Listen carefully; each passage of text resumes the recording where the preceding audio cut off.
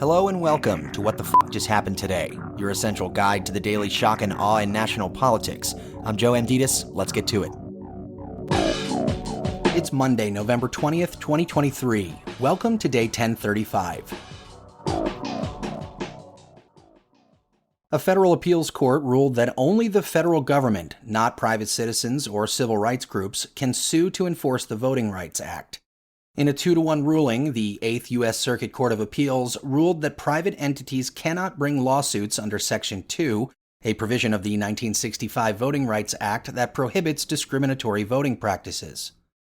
The ruling runs counter to decades of legal practice, and the vast majority of Voting Rights Act claims are brought by private entities.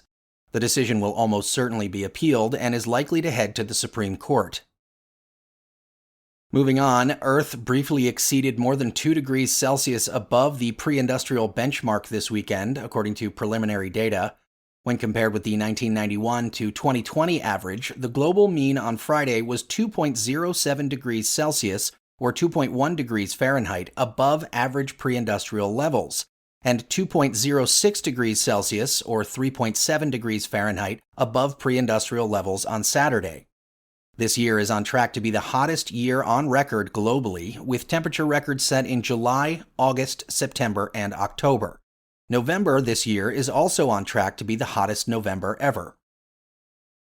Meanwhile, according to the United Nations 2023 Emissions Gap Report, the world has a 14% chance of keeping global warming below 1.5 degrees Celsius, even if all net zero pledges are met. To keep warming to the 2015 Paris Climate Agreement limit of 1.5 degrees, countries would need to cut their emissions by 42% by the end of the decade. Carbon emissions from the burning of coal, oil, and gas, however, went up by 1.2% last year. And if every single country were to follow through on their stated net zero plans, Earth would still be on track to heat up by roughly 2.5 to 2.9 degrees Celsius above pre-industrial levels by the end of the century. The executive director of the UN Environmental Program said there is no person or economy left on the planet untouched by climate change, so we need to stop setting unwanted records on greenhouse gas emissions, global temperature highs, and extreme weather.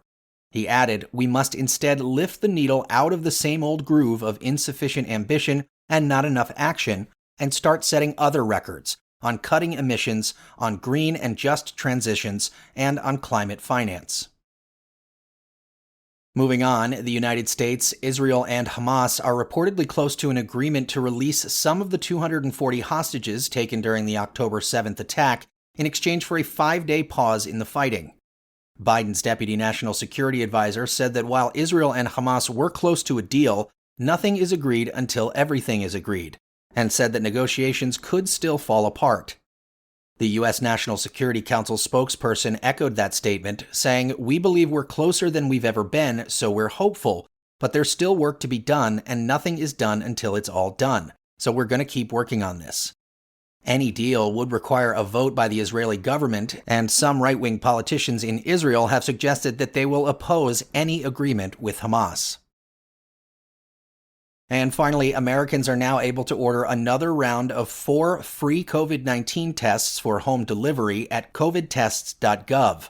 The U.S. Postal Service will deliver them for free. That's all for now. You can find the links and sources for all of these stories on the main website. And as always, visit whatthefjusthappenedtoday.com for the latest news and headlines. Until next time, I'm Joe Amditis.